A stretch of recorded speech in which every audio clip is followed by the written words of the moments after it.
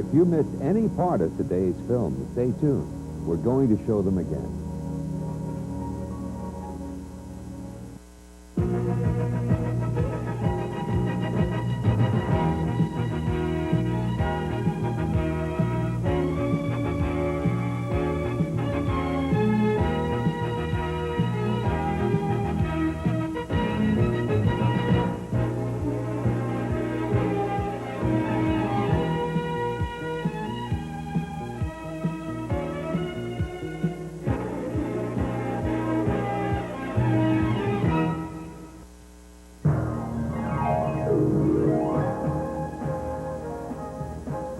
Hello once again, and welcome to American Movie Classics. I'm Bob Dorian. Today is Thursday, and the star of the evening is the 1940s #1 box office star Betty Grable, who appears in two glorious Technicolor song and dance extravaganzas.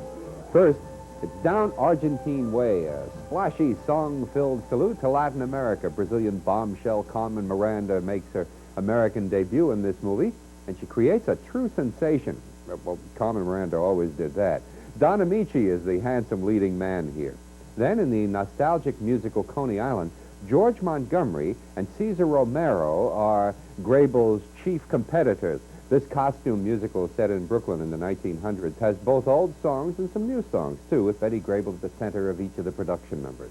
Now, let's do the answer to yesterday's movie question. In what whodunit did Betty Grable star with Victor Mature? Well, that rare dramatic appearance by Grable was in I Wake Up Screaming, a clever mystery with Betty Grable helping cop Laird Krager solve her sister's murder. We played that very early on here in our career in our American Movie Classics a couple of years ago. We'll have another question for you later. Right now, let's take a quick look at our movie clock. We'll be back.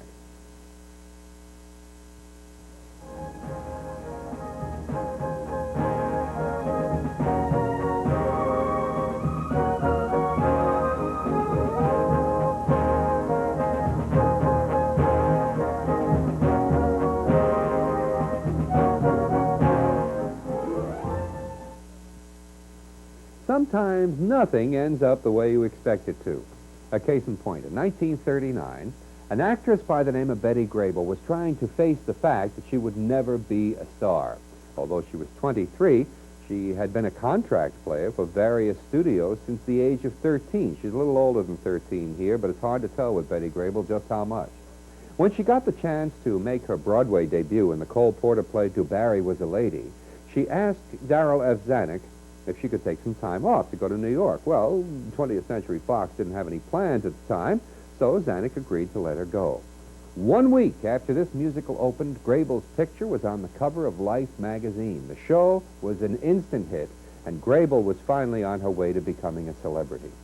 Meanwhile, Darrell Zanuck was working on his latest production of a film called Down Argentine Way. Fox star Alice Faye was cast in the lead for this, but shortly before the production started, she came down with appendicitis. Since the movie was being filmed in glorious Technicolor, Zanuck felt that it was really important to get another blonde in the role. So he cabled Betty Grable to come back from New York. Now, as fate would have it, the New York Broadway connection also helped the film career of another actress. When Zanuck cast Carmen Miranda in Down Argentine Way, she was working under a performing contract that kept her on the East Coast. Therefore, all of the scenes that she appears in this picture were shot at the Fox Movietone Studios in New York.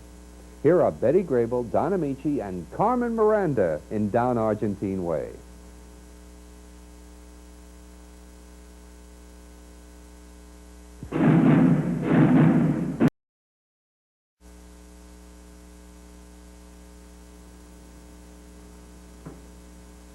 Now, I ask you, have you ever seen such singing and dancing all in one movie? You'd expect it from Betty Grable and Carmen Miranda, but, I mean, J. Carrol Naish? That was his big screen debut as a singer. Now, then, while all of the shooting with the principal was done in the studios, the backgrounds for Down Argentine Way were actually filmed in Buenos Aires and other Argentinian locations as well. Producer Harry Brown was in daily communication with the film crew over there by means of a shortwave radio station which was operated by the sound man. These people traveled 20,000 miles and came back with 20,000 feet of film. After being used in this picture, The shots went into the stock footage library and found their way into many other Fox films. Oh, and here's a quick trivia question I thought you might enjoy.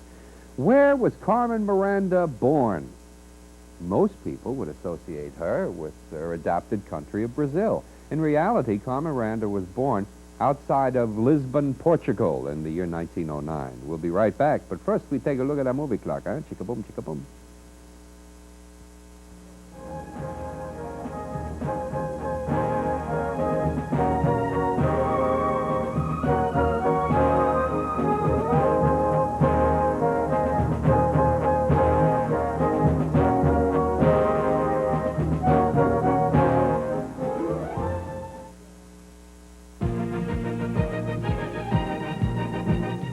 November, and American Movie Classics is celebrating Thanksgiving with a banquet of tasty movie treats.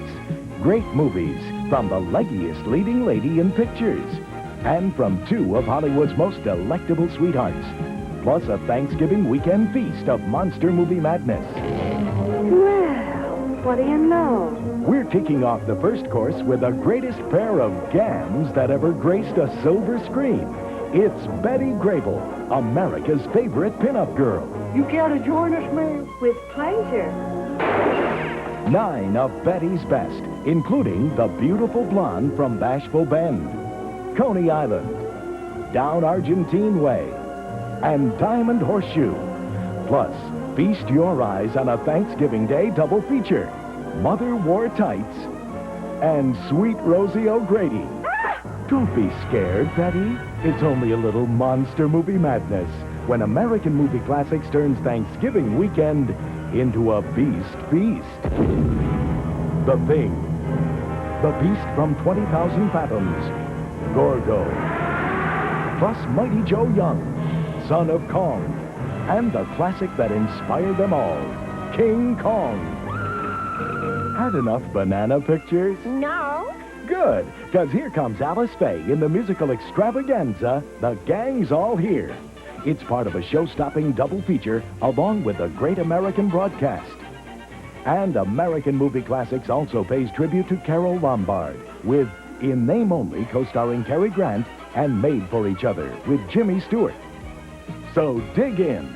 November is a movie lover's feast. The brightest stars, the greatest stories, the legends from 50 years of Hollywood, all month long on American Movie Classics.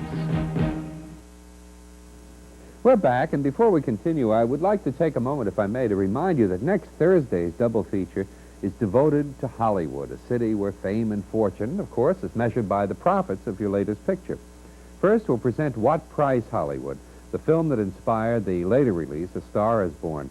Constance Bennett and Lowell Sherman are the talented lovers whose movie careers cross paths in this classic show business drama.